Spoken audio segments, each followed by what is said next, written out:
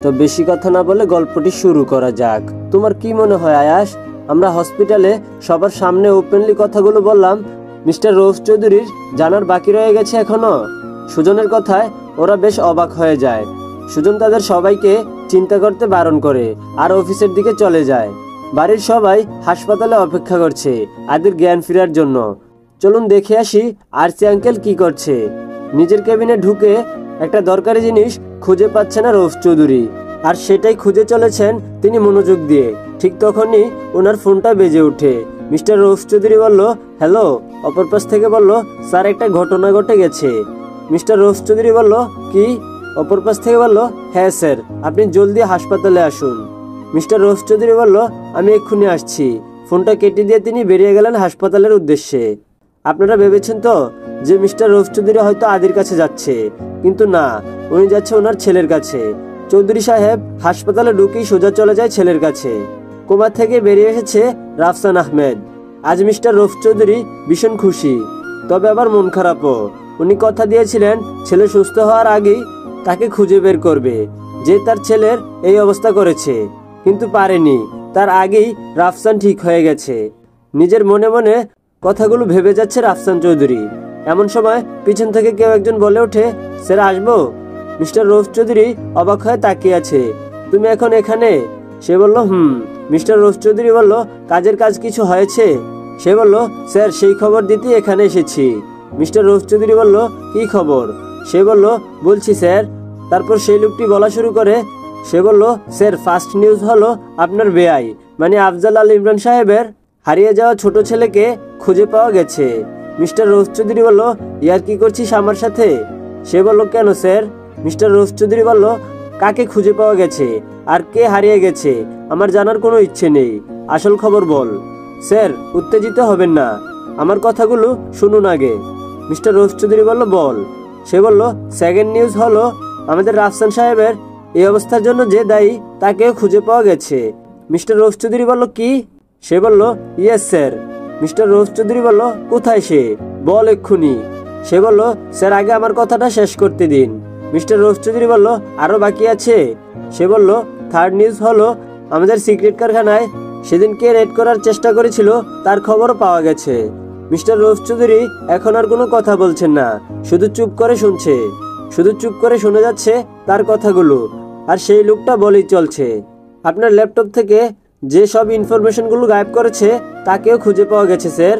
Mister Rauf Chowdhury বলল, what? সে বলল, yes. আপনি যেই ছেলেটির কথা বলেছিলেন রাজ। মিস্টার রৌফ চৌধুরী বলল, সে বলল, তার খোঁজ পাওয়া গেছে। সে কি করে, কোথায় আছে? মিস্টার রৌফ চৌধুরী বলল, কেউ আর বাকিগুলো কারা? ফার্স্ট বল, সবকটাকে আমি এক্ষুনি গুলি করে শেষ করে দেব। সে বলল, relax sir. Mister Rauf Chowdhury বলল, তুই এবার বল, কে ওরা সবাই আর কোথায় পাবো? সবগুলোকে একসঙ্গে মারবো আমি। বলি মিস্টার রৌফ চৌধুরী বেডে শুয়ে থাকা রাফসানের কাছে গিয়ে ওর চোখের দিকে তাকিয়ে বলে, সবকটাকে যেভাবেই মারি না কেন, কিন্তু আমার ছেলের এই অবস্থা যে করেছে তাকে আমি টুকরো টুকরো করে কুকুরকে খাওয়াবো। সে বলল, স্যার আমার খবর কিন্তু এখনো শেষ হয়নি। মিস্টার রৌফ চৌধুরী বলল, বল কে এরা? সে বলল, স্যার রাফসানের এই অবস্থা যে করেছে আমাদের সিক্রেট কারখানায় যে ফার্স্ট রেন্ট করার চেষ্টা করেছে। হ্যালো বন্ধুরা, আজ আমি ওয়ানএক্সবেট নামে একটি অ্যাপ সম্পর্কে বলছি, যেটা সবচেয়ে বিশ্বস্ত। বিখ্যাত পিএসজি ও সিরিয়া এখানে স্পন্সর। এশিয়া কাপ চলছে, এটাই ক্রিকেট প্রেমীদের জন্য দুর্দান্ত সুখবর। এখানে সমস্ত ক্রিকেট, ফুটবল ও অন্যান্য সব ম্যাচের ফলাফল এবং ম্যাচটি লাইভ দেখতে পারবেন। স্কোরের ভবিষ্যৎবাণী করে নগদ জিততে পারবেন, যেমন কোন দল জিতবে, কত রান করবে ইত্যাদি। এছাড়াও এখানে রয়েছে বর্তমানে বিখ্যাত চিকেন রুট ও ক্রাশ গেম সহ বিভিন্ন ধরনের গেম, যেগুলো খেলে রয়েছে খুব সহজে অর্থ জেতার সম্ভাবনা। তোমরা কি নতুন? তাহলে মাত্র 300 দিয়ে তোমরাও এখানে খেলা শুরু করতে পারো। BMW গাড়ি, আইফোন, ল্যাপটপ ও অন্যান্য পুরস্কার রয়েছে প্রত্যেক দিন। তবে আমার সাবস্ক্রাইবাররা রেজিস্ট্রেশন করার সময় আমার দেওয়া প্রোমো কোড নোফায়ার ব্যবহার করলে প্রথমবার জিততে পারে 12,000 পর্যন্ত ফ্রি স্পিন। পেটিএম ব্যাংক, বিকাশ, নগদ, রকেট এবং অন্যান্য সহজ পদ্ধতিতে 1 মিনিটে জেতা রাশি নিজের অ্যাকাউন্টে নিতে পারবে। তাহলে আর দেরি কিসের? পিন কমেন্টে দেওয়া লিঙ্ক থেকে অথবা গুগলে ওয়ানএক্সবেট সার্চ করে আমার দেওয়া প্রোমো কোড নোফায়ার ব্যবহার করে রেজিস্ট্রেশন করো এবং বোনাস পাও। আপনার ল্যাপটপ থেকে যে ইনফরমেশন সরিয়েছে এর কেউ আলাদা ব্যক্তি নয়। মিস্টার রৌফ চৌধুরী বলল, কি? সে বলল, হ্যাঁ স্যার, রাজও কিন্তু রাজ নয় স্যার, ওরা কেউ আলাদা আলাদা ব্যক্তি নয়, একজনই। আর ব্যক্তিটি হলো আপনার বেআইর হারিয়ে যাওয়া সেই ছোট ছেলে Adib Al Ihsan, senior officer of Bangladesh army. Mister Rose Chowdhury বলল, হোয়াট, কি বলছিস এসব? সে বলল, ইয়েস স্যার, অল নিউজ আর 100% শিওর। মিস্টার রোজ চৌধুরী বলল, নো নেভার, হতেই পারে না। মিস্টার রোজ চৌধুরী এত বড় ধোঁকা কখনোই খেতে পারে না। আমার এত বছরের করা প্ল্যানিং এভাবে শেষ হতে পারে না। সে বলল, বোকামি হয়ে গেছে স্যার। আমরা এতটাই ওভার কনফিডেন্স ছিলাম যে আমাদের দুর্বলতার সুযোগ কেউ নিতে পারে আমরা কল্পনাও করতে পারিনি। মিস্টার রোজ চৌধুরী বলল, সে এখন কোথায়? সে বলল, হাসপাতালে। তারপর লোকটি সব ঘটনা খুলে বলে। মিস্টার রোজ চৌধুরী বলল, কি, ইশিতা পুলিশ অফিসার? সে বলল, yes sir. Mister Rose Chowdhury বলল, ওহ গড, তুই এত বোকা কখন হয়ে গেলি মিস্টার রোজ চৌধুরী? বাচ্চা বাচ্চা ছেলে মেয়েগুলো তোর নাকে ডগা দিয়ে তোর সাজানো স্বপ্নগুলো ধ্বংস করে দিচ্ছে, আর তুই টেরও পেলি না। কথাগুলো সে নিজেকে নিজেই বলছে, আর একের পর এক লাথি মারছে হাসপাতালের দেয়ালে। Don't worry dad. হঠাৎ কারো মুখে এই কথা শুনে দুজনেই পিছন ফিরে তাকায়। মিস্টার রোজ চৌধুরী বলল, তুই কেন উঠছিস? শুয়ে থাক। বলি রাফসানকে ধরে বেডে শোয়াতে গেলে সে ওদেরকে থামিয়ে দেয়। রাফসান চৌধুরী বলল, I am all right dad, you just don't ওয়ারি।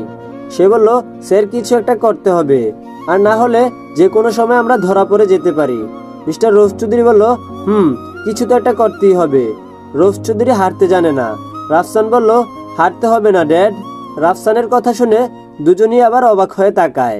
তারপর রাফসান দুজনকে উদ্দেশ্য করে বলে, আমি যা বলছি তোমরা এখন তাই করবে। মিস্টার রোজ চৌধুরী বললেন, তোমায় কোনো রিস্ক নিতে হবে না, তুমি আজ রাতের ফ্লাইটটি আমেরিকা চলে যাবে। কথাটা বলেই পাশের লোকটাকে অর্ডার করে দেয় টিকিট বুকিং করার জন্য। সে বলল, ওকে স্যার। রাফসান বলল, স্টপ, আমি যা বলছি তুমি তাই করো। রাফসান রেগে গিয়ে কথাটি বলে, আর রোজ চৌধুরী তার ছেলেকে বোঝানোর চেষ্টা করতে থাকে। এর মধ্যেই কেবিনে কারো আগমনের টের পেয়ে দুজনে চুপ হয়ে যান এবং পিছনে ঘুরে দেখতে পান রাফসানের মা ভিতরে প্রবেশ করছে। রাফসানের মা বলল, কি হয়েছে এখানে? মিস্টার রোজ চৌধুরী বলল, তুমি রাফসানকে বুঝাও। রাফসানের মা বলল, কি হয়েছে? মিস্টার রোজ চৌধুরী বলল, বলছি। চৌধুরী সাহেব তার স্ত্রীর কাছে খুলে বলে। সব শুনে তিনি রাফসানকে কিছু বলতে যাবেন, তার আগেই রাফসান বলল, মম, আমি যা বলছি তাই হবে, ব্যাস। ওনারা দুজন হাল ছেড়ে দিয়ে রাফসানের উপর ভরসা করেন আর রাফসানের প্ল্যান অনুযায়ী কাজ করতে বেরিয়ে পড়েন। এদিকে সবাই হাসপাতালে অপেক্ষা করতে থাকেন আদির জ্ঞান ফিরের জন্য। 24 ঘন্টা পেরিয়ে গেছে, এখনো আদির জ্ঞান ফিরেনি। সবাই মহা চিন্তায় পড়ে যান। এদিকে ইসি এখনো আদির কেবিনেই ওর বেডের পাশে বসে আছে। টেনশনে ওরও মাথা কাজ করছে না। এদিকে 24 ঘন্টা পেরিয়ে গেছে, আদির জ্ঞান ফিরেনি। ঘড়ির দিকে তাকিয়ে অবাক হয়ে যায়, আর তাই সে উঠে যায় ডাক্তারকে ডাকার জন্য। ইসি হঠাৎ কারো কণ্ঠ শুনে পিছন ফিরে দেখে আদির চোখ খুলেছে। ইসি বলল, আদি, তুই ঠিক হয়ে গেছিস? আদিকে চোখ খুলতে দেখে ইসি খুশিতে আত্মহারা হয়ে পড়ে, কিন্তু ওর হাসি বেশিক্ষণ স্থায়ী হয়নি, কারণ তার আগেই আদির শ্বাসকষ্ট বেড়ে যায়। তা দেখে ইসি ঘাবড়ে যায়, গিয়ে ডক্টর ডক্টর বলে চিৎকার করতে থাকে। কেবিনের ভিতর থেকে ইসির চিৎকার শুনে সবাই ছুটে আসে ভিতরে। সবাই জানতে চায় কি হয়েছে, কিন্তু ইসি কারোর কথার জবাব দিতে পারছে না। সবার প্রশ্নের মাঝখানেই ডক্টর ভিতরে চলে আসেন। ডক্টর বলল, দেখি সরে দাঁড়ান সবাই প্লিজ। ইসি বলল, ডক্টর, আদি চোখ খুলেছিলেন, আমার নাম ধরেও ডেকেছিলেন। ডক্টর বলল, ম্যাম শান্ত হন, আমাকে দেখতে দিন। ভাবি এসে ইসিকে টেনে নিয়ে যান ওনার দিকে। ইসি সরে দাঁড়ালে ডক্টর গিয়ে চেক করে আসেন। বাবা বলল, ডক্টর কি হয়েছে? ডক্টর বলল, চিন্তার কিছুই নেই, ভয় কেটে গেছে, তবে এখন সাবধানে থাকতে হবে। হঠাৎ হয়তো কিছু দেখে উত্তেজিত হয়ে গেছিলেন, আর তাই শ্বাস আটকে গেছে। এখন টোটাল রেস্ট, সবাই বাইরে চলে যান প্লিজ। রাতুল বলল, সরি ডক্টর, স্যারকে এখন প্রোটেকশনে রাখতে হবে, কারণ ওনার এখন একা থাকাটা রিস্ক। ইসি বলল, আমি থাকবো। রাতুল বলল, আপনি বাড়ি যান, কাল থেকে অনেক দখল গেছে, চিন্তা করবেন না, স্যারের কাছে আমি আছি। ইসি বলল, না, আমার সমস্যা হবে না, আমি থাকতে পারবো।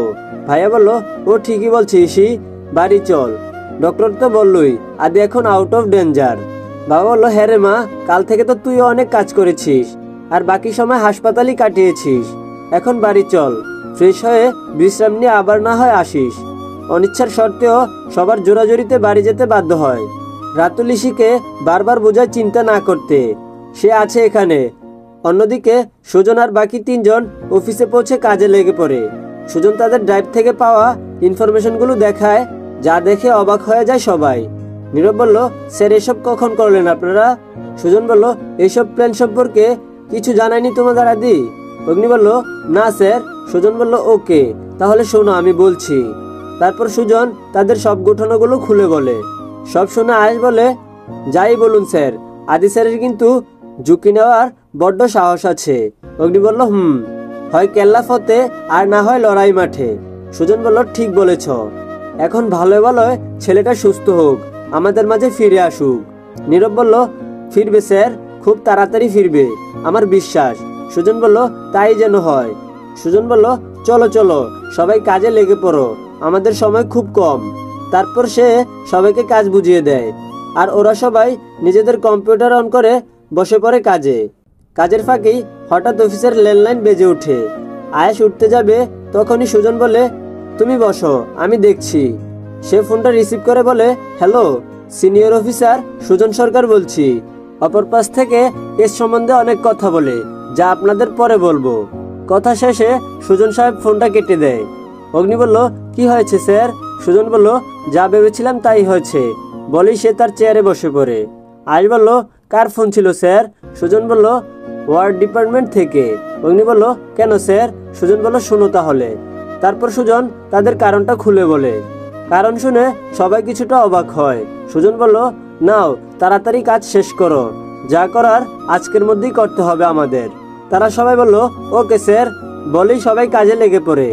কাজের মাঝখানে সুজনের ফোনটা আবারও বেজে ওঠে। সুজন বলল, হ্যালো স্যার। সিনিয়র স্যার বলল, হ্যালো। সুজন বলল, কেমন আছেন স্যার? স্যার বলল, আমি ঠিক আছি। তোমাদের ওইখানে সব ঠিক আছে তো? সুজন বলল, ইয়েস স্যার। স্যার বলল, গুড, আমি খুব শীঘ্রই আসার চেষ্টা করছি, ততক্ষণ তুমি সামলাও ব্যাপারটা। সুজন বলল, এত ব্যস্ত হতে হবে না স্যার, আমরা সামলে নিতে পারবো ইনশাল্লাহ। আর এখন তো পুলিশরাও আমাদের সাথেই আছে। স্যার বলল, আশা করি সব এবার ঠিক হয়ে যাবে। সুজন বলল, ইয়েস স্যার। স্যার বলল, আচ্ছা আদির কি অবস্থা এখন? সুজন বলল, আমি খোঁজ নিয়েছি স্যার, ওর জ্ঞান ফিরেছিল, তবে সাথে সাথেই অজ্ঞান হয়ে গেছে। স্যার বলল, কি বলছো?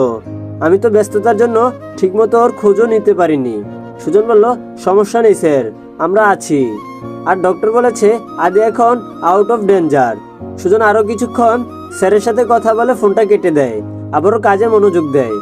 জানপ্রাণ দিয়ে কম্পিউটারে সবাই কাজ করছে। অন্যদিকে ইসি বাসায় পৌঁছে ফ্রেশ হয়ে নেয়। এর মাঝেই ভাবি এসে ডেকে যায় খাবার খাওয়ার জন্য, কিন্তু ইসির খাওয়ার ইচ্ছে নেই। ভাইয়া বলল, কি রে ইসি, কি করছিস তুই? কখন থেকে ডাকছি তোকে? ভাইয়া রুমে ঢুকে দেখে ইসি ল্যাপটপে কিছু একটা করছে।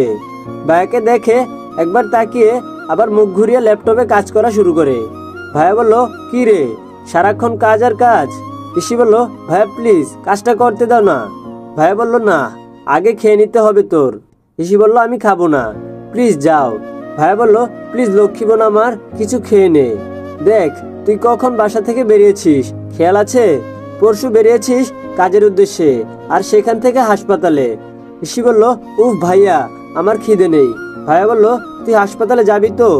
ইসি বলল, তা তো যাবই। ভাইয়া বলল, আচ্ছা যাস। ইসি বলল, হঠাৎ এই কথা জিজ্ঞেস করলে কেন? ভাইয়া বলল, আশা করি আল্লাহর রহমতে আদির জ্ঞান ফিরে আসবে, আর তখন বলবো তুই 2 দিন ধরে না খাওয়া। ইসি বলল, মানে? ভাইয়া বলল, কথাটা শুনলে নিশ্চয়ই আদি খুশি হবে। ইসি বলল, ভাইয়া কাজটা করতে দাও ঠিক মতো, ধুর ভালো লাগে না। ভাইয়া বলল, চল খেয়ে নিবি কিছু, আয়। ভাইয়া ইসির হাত ধরে খাবার টেবিলে নিয়ে আসে। ইসি আসার পর সবাই টেবিলে খেতে বসে। সবাই কেমন যেন মনমরা। ভাবি বলল, তুমি এখন হাসপাতালে যাবে তো? ভাইয়া বলল, কেন? ভাবি বলল, আমি রাতুল আর হাসপাতালে থাকা অন্যদের খাবারগুলো প্যাক করে দেই। বাবা বলল, বৌমা তাই করো, ভালো কথা মনে করেছ। সবাই কথা বলতে থাকে নিজেদের মধ্যে। এর মধ্যে ইসি 2 চামচ খাবার মুখে দেওয়ার পরই ইসির ফোন বেজে ওঠে। ইসি বলল, হ্যালো। অপর পাশ থেকে বলল, তো এভরিওয়ান, আজকে এই পর্যন্তই। আর আমি অনেক দুঃখিত, আজকের পর্বটি অনেক ছোট হয়ে গেছে। আর আপনারা যারা নতুন গল্প চান তারা আমার টিকটক আইডিটি ফলো করে রাখতে পারেন। ওইখানে সবার প্রথম যে কোনো নতুন গল্পের ভিডিও আপলোড করা হবে, আর সেখান থেকেই ইউটিউবে ফুল পর্ব আপলোড করা হবে। আমার টিকটক আইডিটি ডিসক্রিপশন বক্সে দেওয়া আছে। তো আল্লাহ হাফিজ সবাইকে, সবাই ভালো থাকবেন, সুস্থ থাকবেন। আসসালামু আলাইকুম।